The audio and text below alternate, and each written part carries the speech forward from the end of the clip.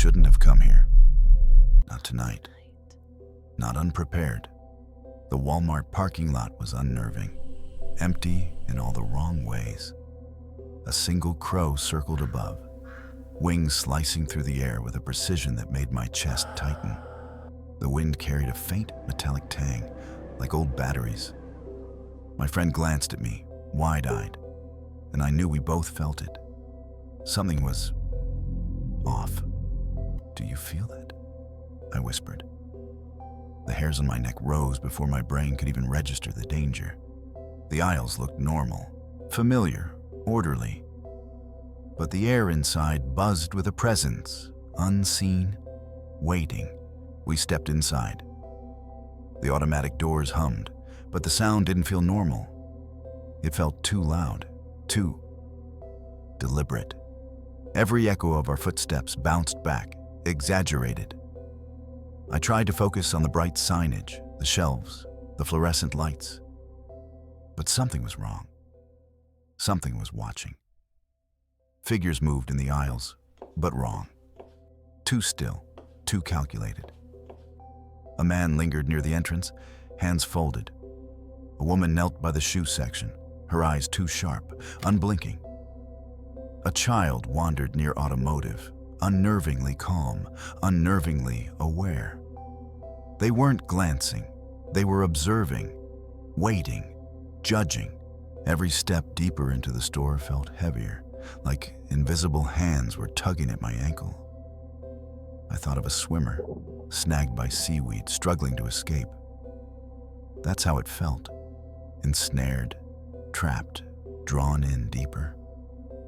The shelves shifted subtly when we weren't looking. Lights flickered, briefly revealing shadows that didn't belong. The air was thick, almost tangible. Breathing felt like a chore. The cashier scanned my items slowly, meticulously. Her eyes flickered strangely, too human, too careful. I wanted to ask what was wrong, but the words lodged in my throat. Figures repeated across aisles. The man from the entrance appeared near frozen foods. The woman from shoes reappeared in canned goods.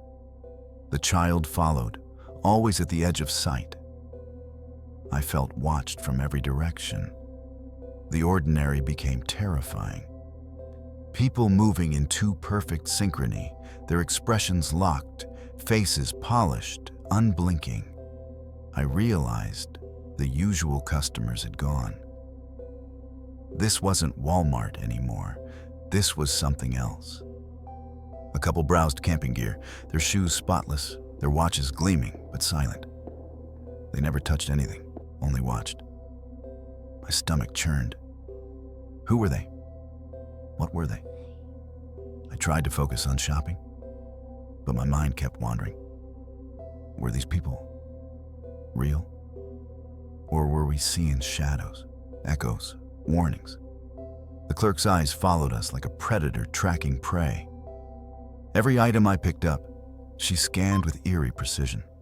I imagined her watching not just the groceries, but our very movements, judging each choice. I could feel it now, the weight of their attention. A tingle ran around my neck, sharp and tightening, like invisible fingers. My legs felt heavy. I wanted to run, but something tethered me in place, forcing me to move slowly, painfully, through aisles that seemed endless. Every step revealed more. The same people repeated, appearing in multiple places at once. Their motions were almost human, but wrong. Shoes didn't touch the floor correctly. Eyes followed too closely. Voices whispered just beyond hearing. "Do you belong here?" The air seemed to ask. The checkout line stretched endlessly, empty, silent except for our own breathing. The cashier scanned each item like a ritual, her face smiling, but not smiling. Too sharp, too wide. I clutched my bags, heart hammering. "We shouldn't have come," I whispered. Outside, the crow perched atop a lamppost, head tilting unnaturally as it watched us leave. The wind carried a faint whisper. So close, A man appeared, pushing carts, expressionless, eyes unblinking. The store's gaze hadn't left us yet. I felt like we were being funneled, herded toward the exit.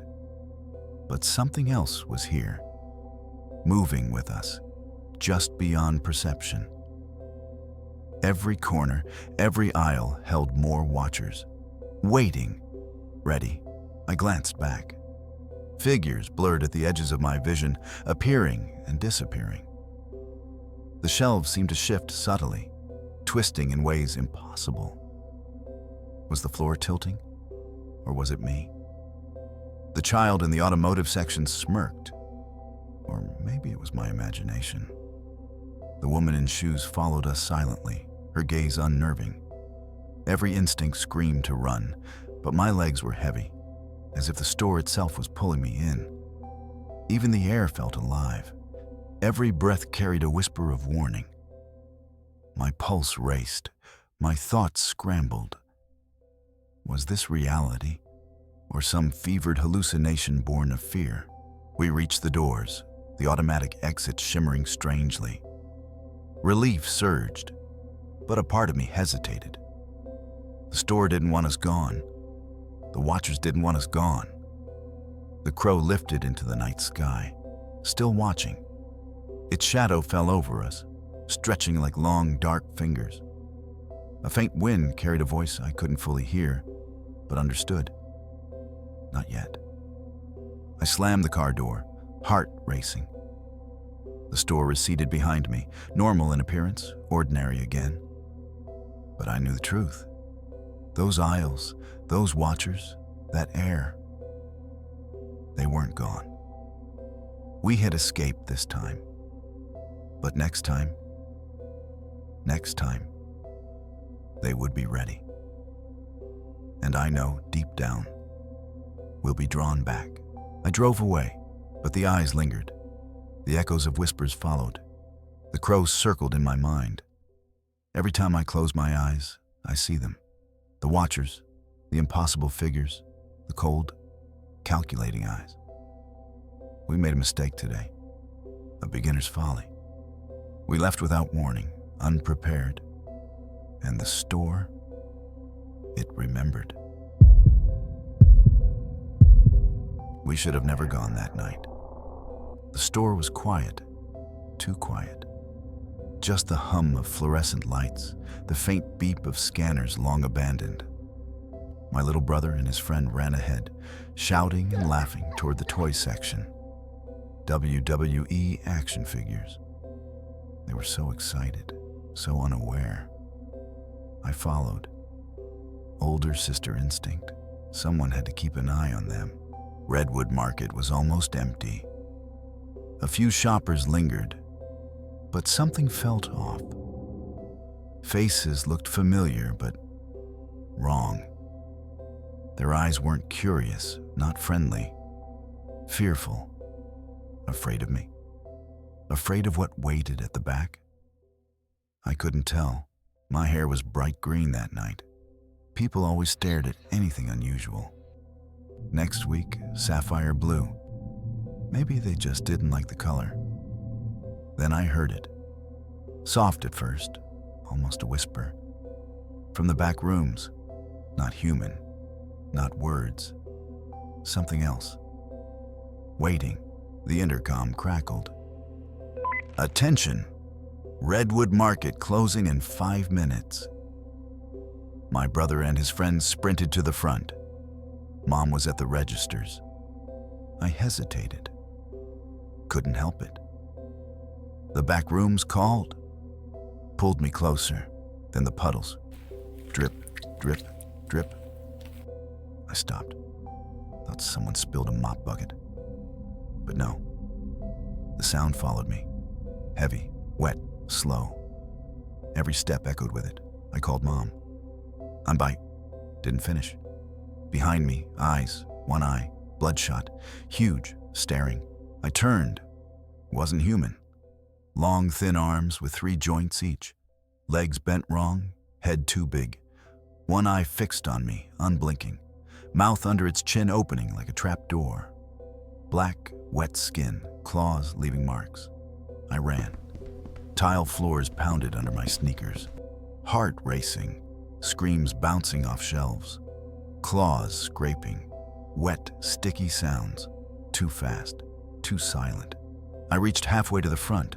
My leg caught. Sharp tear didn't stop me. It almost touched me. I burst through the doors. Mom didn't notice. Cart full of groceries, gone. Except the tear in my pants. She never questioned. The rest of the store looked normal. Too normal. Air smelled of iron, wet rust, something alive. Whispers floated behind me. So close. I wanted to scream, wanted to tell someone. No one would believe. I remember its movement. Smooth, wet, silent. Every step leaving a mark, every glance burning through me. I ran past the soda aisle. Bakery, smell of bread comforting, but couldn't hide the drip, drip, drip, cornered by frozen foods. Freezers humming, breath visible, steps leaving puddles behind. It lunged, missed, wet claws scraping the tile. Electronics section, my brother, gone. Friend gone, mom gone, alone. Reflection in security cameras, not mine, black shape. Lurking, watching, waiting. Front of store, lights flicker. Store hum growls, registers blink, receipts printing themselves. Something alive in back rooms. Knowing I was here. I saw it, one huge eye, wet claws, mouth opening under chin, waiting, frozen shoppers, faces pale, eyes wide, not blinking, watching, fearful but not of me, of it. Toy section, shadows moving, whispering. So close, I ran past frozen food. Cold air biting skin, breath visible, steps leaving puddles, doors, mom waiting. Cart full of groceries. Didn't stop. Didn't turn. Ran past her. We left Redwood Market. Silence in car. Heart racing. Breath heavy. Mind replaying. Next day. Tried telling brother. Laughed. Mom didn't believe. No one did. But puddles stayed. Marks near toy shelves. Not human. Couldn't be. Nightmares every night. One eye staring. Mouth dripping from nowhere. Whispering. Waiting. So close. Sometimes I hear it outside. Grocery stores, parking lots, shadows out of sight, waiting, watching. We shouldn't have gone in that night. Redwood Market closed now. Back rooms, still open, still alive, waiting. Every time I walk past a store, I feel it. Silence too deep, shadows too long. Drip, drip, drip. I can't tell anyone. They'd laugh, call me crazy. But I remember every detail, every claw scrape, that one bloodshot eye, that wet mouth. It was alive. It still waits. Have you ever been somewhere and felt wrong? Like something in your gut screamed at you, warning you that you weren't safe. There's a place in this world where the weirdest, creepiest people gather.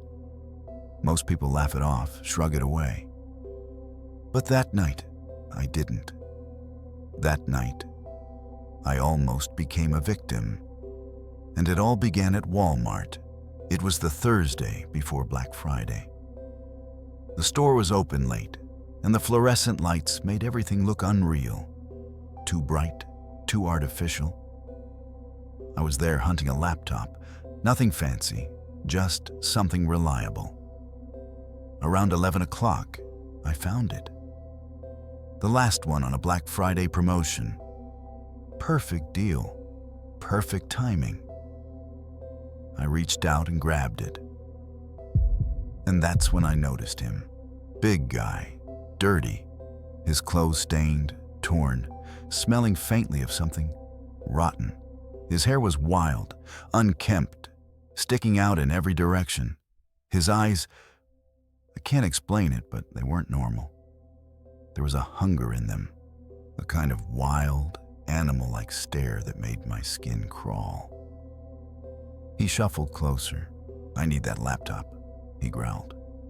His voice was low, but there was anger and desperation tangled together, sharp and dangerous. My heart dropped. "Sorry, it's the last one," I said, trying to keep my voice steady. He got angry real fast, shouting, making a scene. People stared, whispered. Some laughed nervously, thinking this was just another crazy shopper. But something in me told me this wasn't normal, not even close. My heart raced. Every instinct screamed at me to get out. I clutched the box and bolted toward the register. He followed, yelling, breathing hard. Each step he took made the store feel smaller, walls closing in, lights flickering in my vision. I could hear someone behind me whisper, "Crazy guy. What a nut." But I didn't hear them. I didn't care. I just wanted out. Finally, I made it home. Doors locked, family asleep. I thought I was safe. I went outside to the backyard near the pool, planning to set up my new laptop in peace. The night was quiet. Too quiet. And then, motion sensor light clicked on. I froze. I could see the shadow move, just barely. Maybe an animal. A raccoon, I told myself. My gut didn't believe it. I went inside, locking every door, shivering. My living room felt safe, but my mind didn't. Every creak in the house sounded like footsteps. Every shadow looked like him. Then, alarming shriek. My car alarm, my Cadillac. I ran upstairs, grabbed the keys, hit the panic button. Silence. Wrong. Alarm still screaming. I ran out, hit it again, still going, and then I saw it.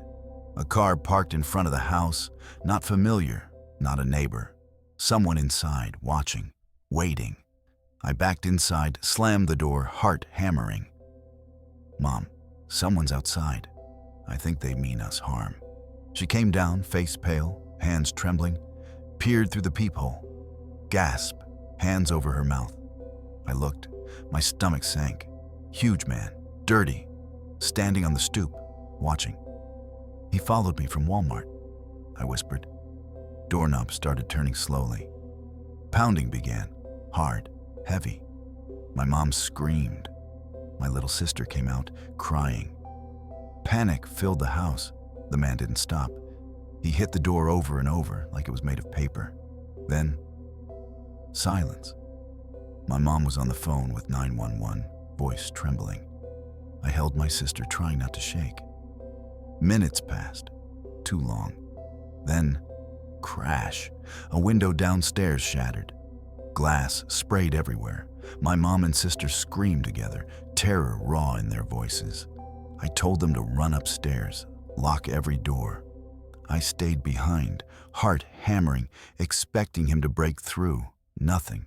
Then sirens. Faint at first, then louder. Police, arriving faster than I ever thought possible. I ran outside to guide them. Behind our couch, there he was. Huge, filthy, screaming, wild. Arrested on the spot, profanities and threats spilling from his mouth. One cop whispered, "Looks like drugs. Real, unstable."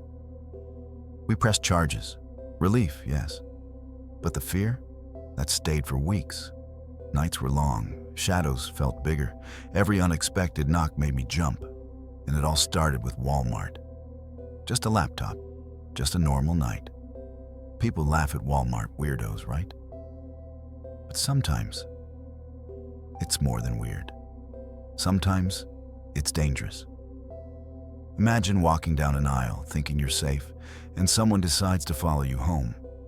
Not to ask a question, not to buy something, but to terrorize you. It changes you, makes you watch shadows, streets, people you don't even know. Every small sound becomes terrifying. Every unexpected knock.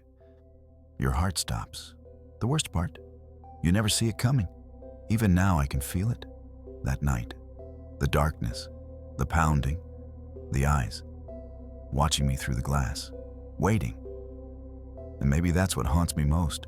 Not the man himself, not the arrest, not even the screams.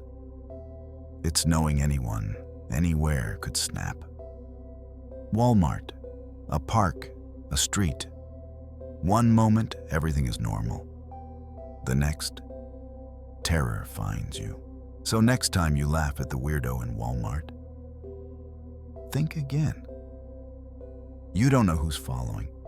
You don't know who's watching. You don't know what's about to happen. Could it happen to you? Would you know if danger was following you home tonight? If this story gave you chills, imagine hearing it in the dark. Subscribe now and hit the bell so you don't miss my next true horror story.